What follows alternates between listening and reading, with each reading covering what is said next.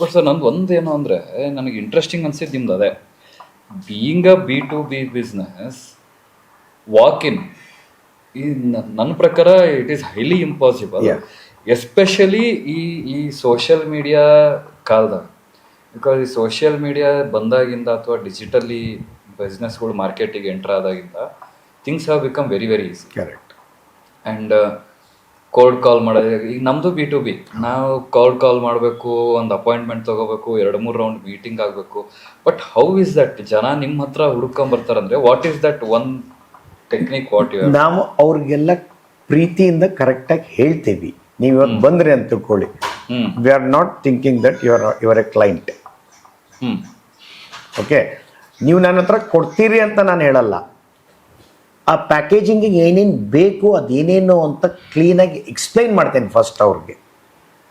And ಒಬ್ಬೊಬ್ರು ಏನು ಮಾಡಿರ್ತಾರೆ, ದಪ್ಪ ಮೆಟ್ರಲ್ ಇರಲಿ ನನಗೆ ಚಲೋ ಕಾಣಿಸ್ತೈತಿ ಅಂತ. I will give the reason. ದಪ್ಪ ಬೇಡ, ಇದಕ್ಕೆ ತೆಳುನೇ ಇರಲಿ, ಮಾರ್ಕೆಟ್ ಹಿಂಗೈತಿ, ನೀವು ಇಷ್ಟೇ ಮಾಡಿಸ್ರಿ. ಆಮೇಲೆ they will come with so many products ಬರ್ತಾರೆ ಅವ್ರು. ಎಷ್ಟೊಂದು ಪ್ರಾಡಕ್ಟ್ ಮಾಡ್ಬಿಡೋಣ ಒಂದೇ ಸಲ ಅಂತ ಹೇಳಿ ನಾ ಹೇಳ್ತೇನೆ, you start with one size. Correct. Start with one size.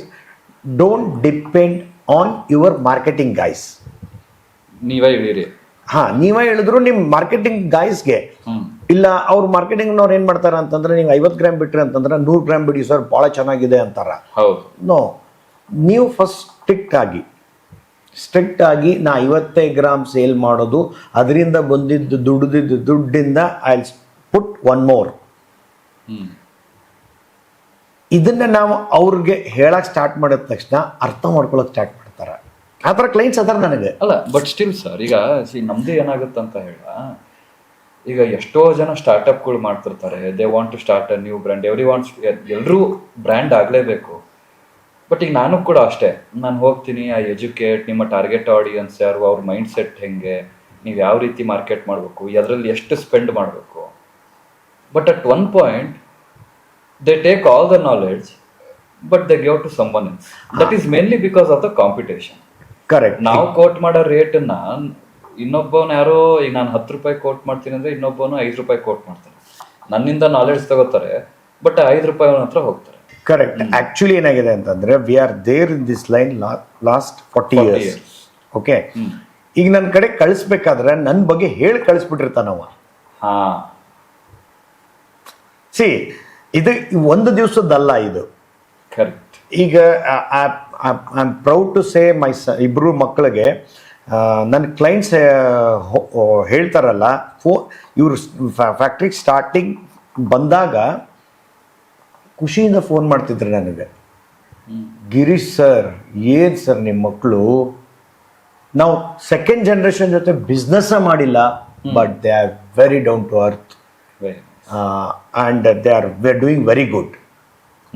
Then I analyse that, see, ನಾನು ಏನಾರ ಪ್ರಾಬ್ಲಮ್ ಇದ್ರೆ ನನಗೆ ಫೋನ್ ಬರಬೇಕಾ ಕ್ಲೈಂಟ್ಸ್ ಕಡೆಯಿಂದ. ಸಿ, ನಾನು ಫ್ಯಾಕ್ಟ್ರಿಗೆ ಹೋಗಲಿಲ್ಲ ಅಂತಂದ್ರೆ ನನಗೆ ಫೋನ್ ಬರಲ್ಲ. ಹೌದು. And it running, everything is fine. So everything is automated. They are doing very good.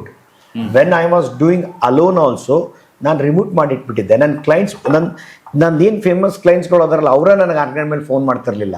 ನೀವು ಫೋನ್ ಎತ್ತಂಗಿಲ್ಲ ಬಿಡಿ 6 ಗಂಟೆ ಮೇಲೆ, ಯೂಸ್ ಇಲ್ಲ ಇವ್ ಮಾಡಿದ್ರೆ. ಸಿ, ನಾನು ಆ ಸಿಸ್ಟಮ್ ಮಾಡಿಟ್ಬಿಟ್ಟಿದ್ದೆ ಮೊದಲಿಂದನು. ಯಾಕಂತಂದ್ರೆ ನನಗೆ ಅನ್ನೆಸೆಸರಿಲಿ ನನಗೆ ಫೋನ್ ಮಾಡಬೇಡ್ರಿ, ಆರ್ಡರ್ಸ್ ಈ ಹಳೆ ಕ್ಲೈಂಟ್ಸ್ಗಳು ಏನಾರ ನನಗೂ ಇನ್ನು ಫೋನ್ ಮಾಡಿ ಆರ್ಡರ್ ನನಗೆ ಕೊಡ್ತಾರೆ. ಇನ್ನು ಅದೊಂದೊಂದ್ಸಲಿ ನಾನು ಮರೆತು ಬಿಡ್ತೇನೆ ಅಂತೇಳಿ ಇಮಿಡಿಯೇಟಾಗಿ ನಾನು ಕೊಟ್ಬಿಡ್ತೇನೆ ಅಲ್ಲೇ.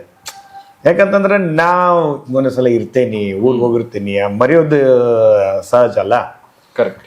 ಬಟ್ ಇವೆಲ್ಲ ಏನಾಗಿದೆ, ನಾವು ಈ ಕ್ಲೈಂಟ್ಸ್ ಕೇರ್ ಏನನ್ನೋದಿದೆ ಅಲ್ಲ, ವಿ ಆರ್ ಟೇಕನ್ ಇಂಡಿವಿಜುವಲ್ ಆಗಿ ಬಂದಾಗಿಂದ ತೊಗೊಂಡಾಗ ಅದೇ ಕ್ಲೈಂಟ್ಸ್ನೇ ನೆಕ್ಸ್ಟ್ ಯಾರು ಮಾಡಬೇಕಾದ್ರೆ ದೇ ವಿಲ್ ಸೆಂಡ್ ಅಸ್, ಅಂದ್ರೆ ನಮ್ಮ ಬಗ್ಗೆ ಪಿಕ್ಚರ್ ಎಲ್ಲ ಕಳಿಸ್ಬಿಡ್ತಾರೆ. ಇದೇ ರೀತಿ ಕಿಂಗ್ನ ಫುಲ್ ಪಾಡ್ಕಾಸ್ಟ್ನ ನಾನು ಚಿಕ್ಕದಾಗಿ ಕ್ಲಿಪ್ಸ್ ಆಗಿ ಕಟ್ ಮಾಡಿ ಈ ಚಾನಲಲ್ಲಿ ಹಾಕ್ತೀನಿ. ಅದಕ್ಕೋಸ್ಕರ ಸಬ್ಸ್ಕ್ರೈಬ್ ಮಾಡಿ ಕಿಂಗ್ ಕ್ಲಿಪ್ಸ್.